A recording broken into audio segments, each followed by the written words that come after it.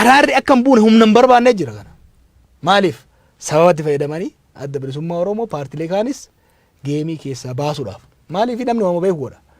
Waanuma Mallasaan faan 91-92 godhan san riipilee godhuu barbaadanitti malee. Gaara dhagamee amma kan hundumaa ta'ee yeroo argitu keessattuu koree teeknikaa keessa yeroo turtetti dhiibbaa godhaa turte waraanni bosona jiru akka galu. Sanaaf immoo komii adda addaa sirratti ka'a. Har'a yeroo geessee ilaaltu murtii keessatti yookiin sochii goote sanatti gaabbita. Dongorri guddaan goone takkittiidha.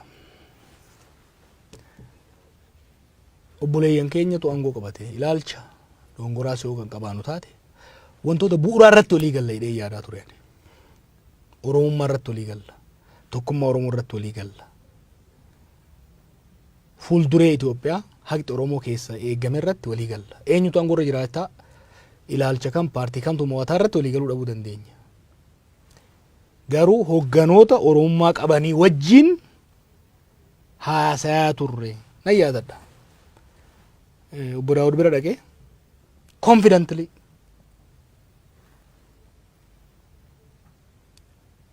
Abiyyi fi Lammaan ejjennoo ani qabuu fi ati qabdu irraa addan qabanii waa'ee nagaa Oromiyaa irratti jedhee yeroon itti mormuun yaadadha.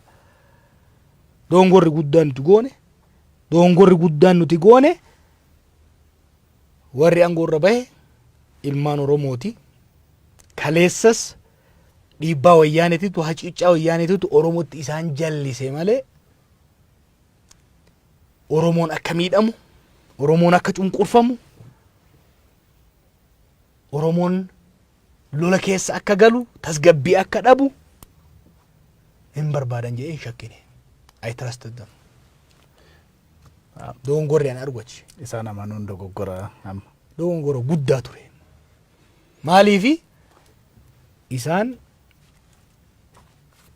yeroo bitatanii aangoo gadi cimsachuuf malee biyyi kunis uummanni keenyas gama dimokiraasiitti akka cehu fedhii qabaachaa akka hin turin mul'ataa ture yeroo sanitti. Yeroo tokko beektaa willful ignorance waan jedhamu jira. When you want to believe nageenyi biyya kanatti akka bu'u ce'umsi keenya nagaan akka ce'u akka godhamu hireen Oromoon dhiiga isaatiin fide kun akka milkaa'uuf hawwii guddaa qabaachaa waan turreef yoo yaadatte gama jalqabaa irratti Abiyyi mormaan ture. San hunda dhiifne wanni kun milkanaa'uu qabaa jennee cichine hanga manguddicha Daawud Ibsaa live TV irratti itti iyyanutti kan deemne garaagarummaa fedhes yoo qabaanne tarii jarri kun walitti aaree wal amanuu dhabaniiti malee Oromummaa irratti Oromiyaa irratti nagaa irratti garaagarummaa hin qabanii jedhee waan yaadeef san dhiibaa turre lesson learned baranneerra. Welcome to Birabari TV. Oduu gammachiisaa uummata Oromoo maraaf miidiyaan Birrabarii hanqina miidiyaalee uummati kenna qabu guutuuf sagantaalee dabalata uummata Oromoo ta'uuf qophiilee isaa xumuree jira. Birrabariin haqa uummata Oromoo bifa haqa qabeessa taheen gurraan isin ga'uuf haalduree barbaachisu hundaa'uu fixee jira. Maalree Birrabariin miidiyaan nasimadha isiniin jedha. Birrabariin qophiilee bashannansiisoo barsiisota hanqabate yoo as bahu gammachuu guddaan nutti dhagahama. Sagantaalee Emirraa oduuwwan ijoo yeroo kanaaf qindeeffannee isinitti himna. Hashama harka fuunee daawwattoota keenya oduu har'aaf qabanne isinitti himaan oduu waliin Kadir Nageessooti. Hoogganaa sabaati gadaan nagaa hoogganni tokko